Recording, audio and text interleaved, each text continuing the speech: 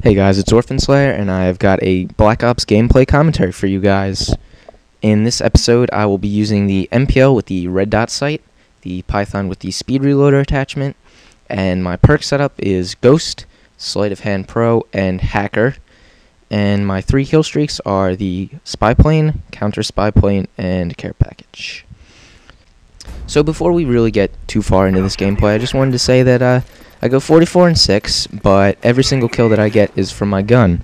I'm using the 3-4-5 setup with the care package as the number 5, and I get UAVs, counter UAVs, and the ammo, which everyone loves to get.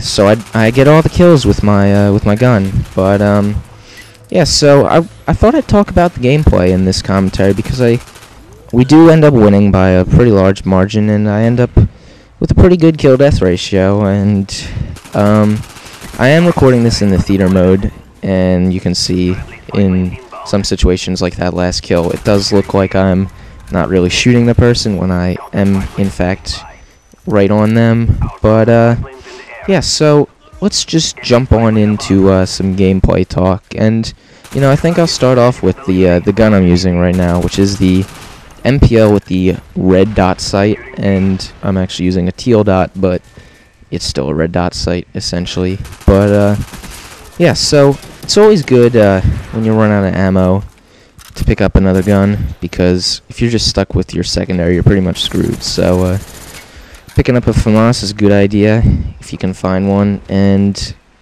picking up any weapon is a good idea, because when you're out of ammo, you're pretty much screwed unless you have another weapon. But yeah, so as I was saying, even though I don't have the MPL out right now and I'm using the god gun, I guess, of Black Ops, it seems, besides maybe the 74U, but yeah, the MPL is a really good SMG that I don't see too frequently, but it is an incredibly good gun. It has a 32 shot magazine, which is pretty large size, especially for an SMG, and it kills in 3 or 4 hits, and at close range is even better, and it seems like it's a very accurate gun with very manageable recoil, and I really like using it because it's good in almost all situations besides maybe incredibly long range. But as you can see, I've picked up this AUG with Warlord, and it's always a good idea to pick up a Warlord weapon when you're not actually using Warlord, because it gives you an advantage of having basically 2 orange or red perks. And yeah, so this gameplay, I'm gonna pretty much go over how I die, and hopefully that'll help people figure out ways to avoid situations where they would die like I do, and it kind of go over what I did wrong and what I could do to improve. So here's my first death right here, and you can see when I rewind that I have 32 bullets left in my clip.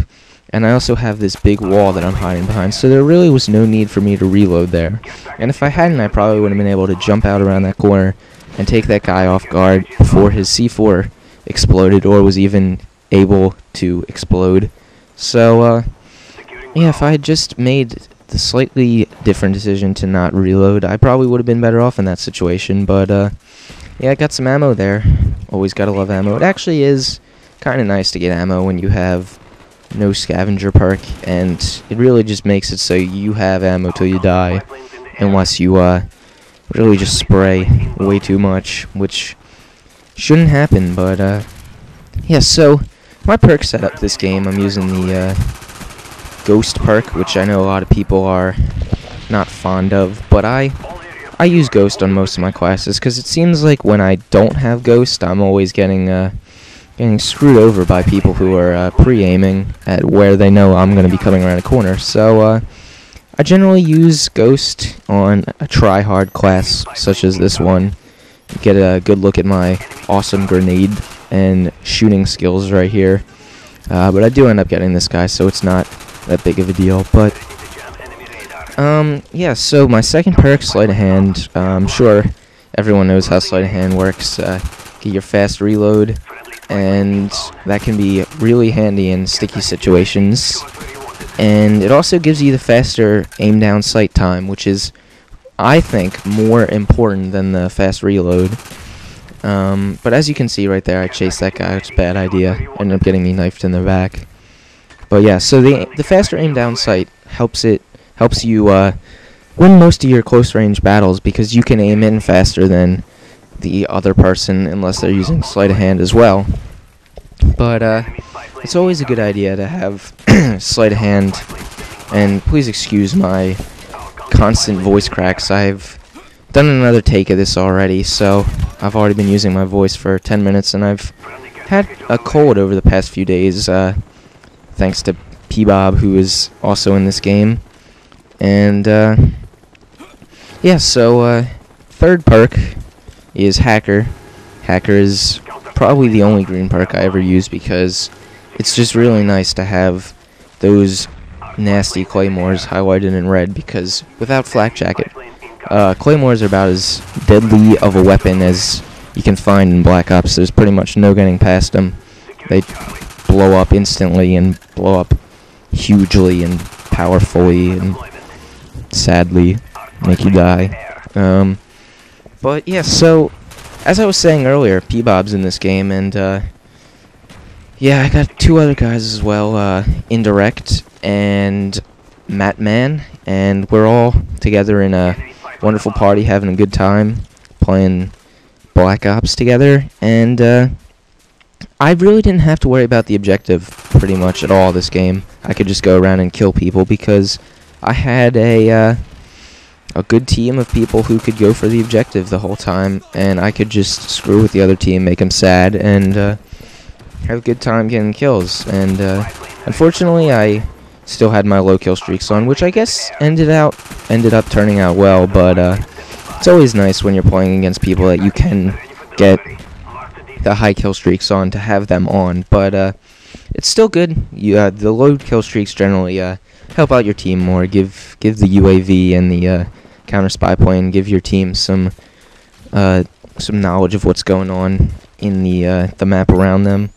And yeah, so if you guys haven't noticed yet, we are playing on Radiation. I'm sure you have, unless you don't own Black Ops and have never seen gameplay from Black Ops. But Radiation is one of my favorite maps, actually. I generally tend to do well on this map, and it's really I guess you could say linear. It's two bases, the C base and the A base, and the B flag is underneath in the middle.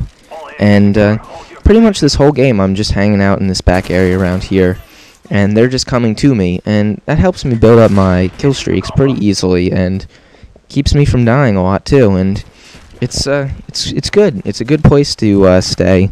You can run around a bit, and generally you're not gonna run in or have people behind you, and you can get knifed like that, which is not fun, but there's nothing you can really do, especially for me. I have a pretty slow knife reflex, which is partially due to the fact that I play on tactical, so I can drop shot, but it's also because I just have bad reflexes. But yeah, so right now I'm 35-5, and my team is winning 165 to 101. So we're not having too much difficulty beating these guys as I get yet another ammo in a care package. And yeah, so coming up shortly is right here, I think, actually. No, not right here. I lied. Sorry about that. Yeah, so right now I'm just running around, doing what I can to build up my kill streaks again, get some UAVs and counter UAVs up to make it, just give my team a bigger advantage, which generally when you have a UAV and a counter UAV up, you have the complete advantage on the other team because they're not going to know when you're coming around a corner or actually anything at all, and you're going to know just about everything there is to know.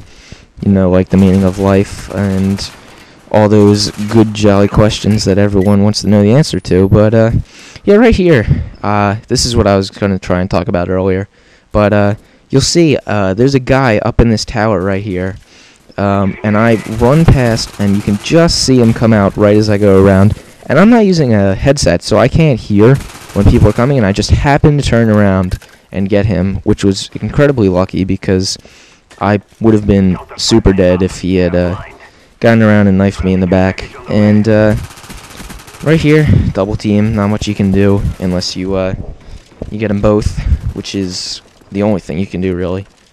And yeah, so the game's coming to a close. So if you guys want to come check out my channel, where I talk about things other than the gameplay for the most part, I thought I'd try something new right now. But yeah, the channel is youtube.com/sexcat69able, which is a pretty awesome name if you ask me. But yeah, here's the end of the gameplay, and I go 44 and 6 with 1 capture and 3 defends and no assists actually. But yeah, come check out my channel that I share with Garn and Platypus Bob, and we upload videos frequently. So hopefully you will come check us out, and that's about it. So I'll talk to you guys later.